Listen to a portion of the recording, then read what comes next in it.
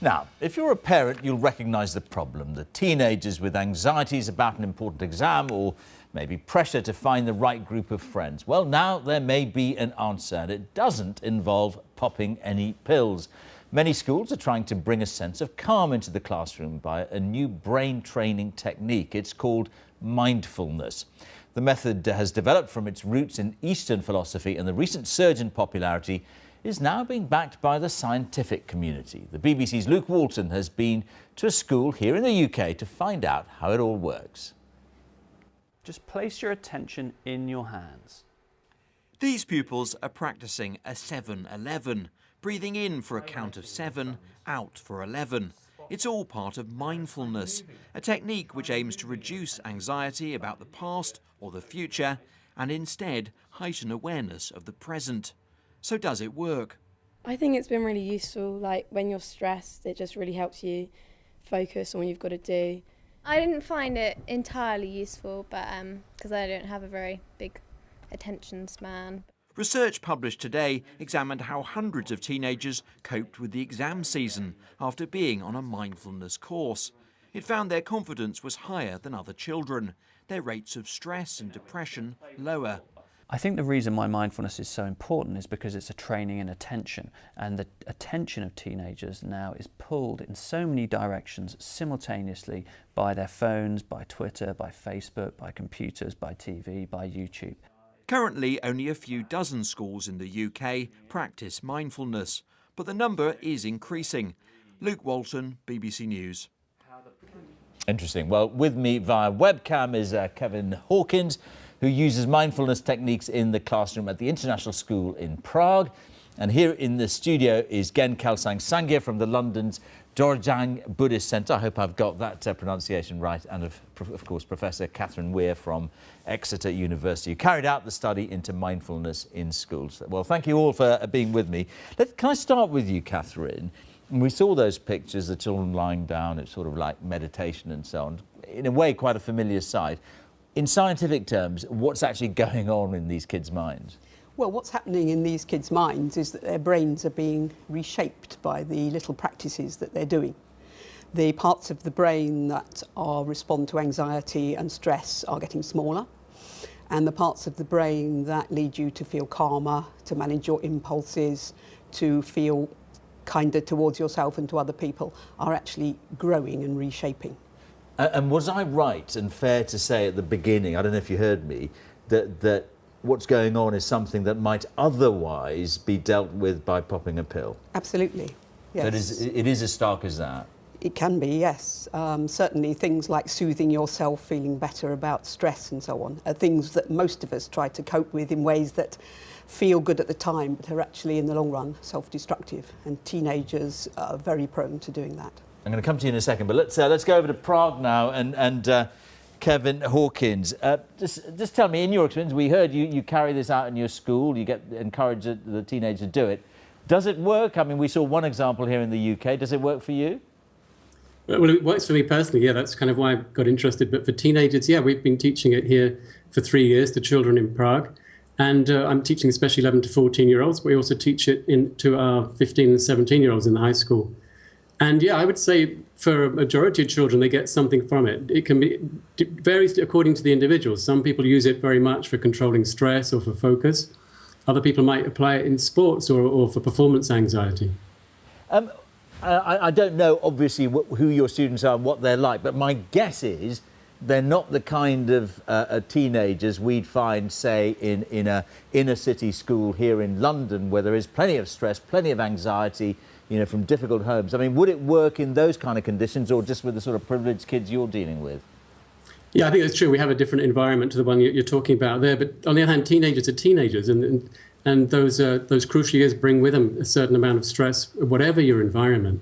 So I think the kind of skills that we're giving kids here gives them a kind of toolbox, toolkit that they can pull on. And I would think, yes, very much so, children in any area would benefit from this kind of training. The ability to anchor yourself, to calm yourself, to know a little bit more about how your mind works, so that when problems do arise, you get a chance to really draw from that toolkit and apply the things that you've learned.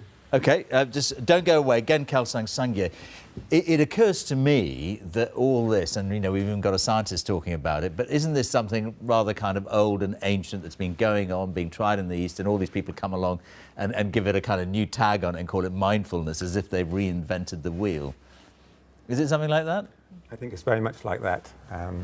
Yes, because Buddha taught about controlling the mind 2,500 years ago, and it's through meditation practices that we can actually control our mind.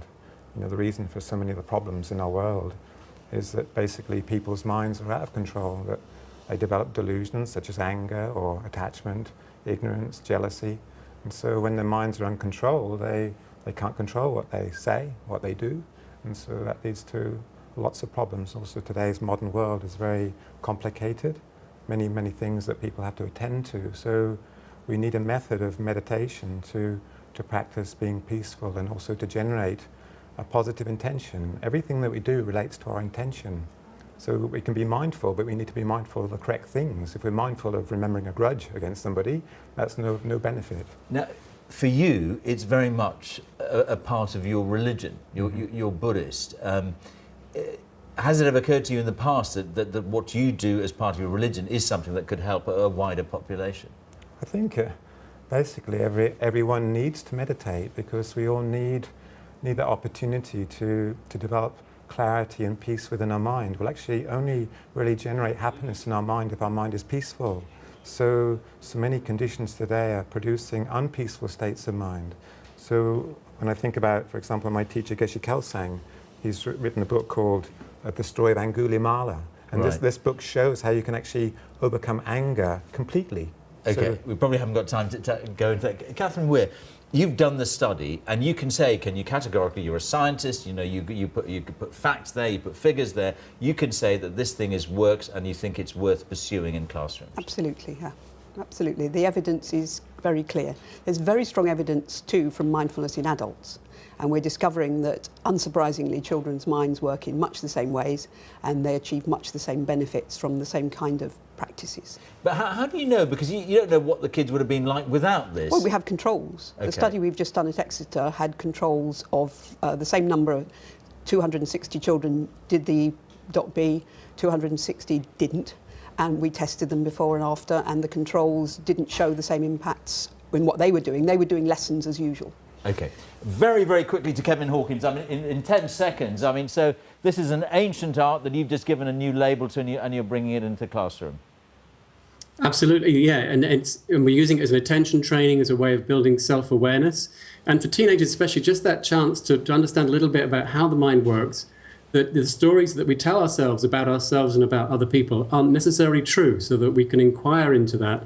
And it's just a healthy skepticism about our thought processes that can actually, as you're growing through the teenage years, can be very valuable in the way that you view the world, view yourself. And just as a matter of interest, have the parents bought into it, or some of them think, oh, you're bringing in sort of hippie stuff into the classroom?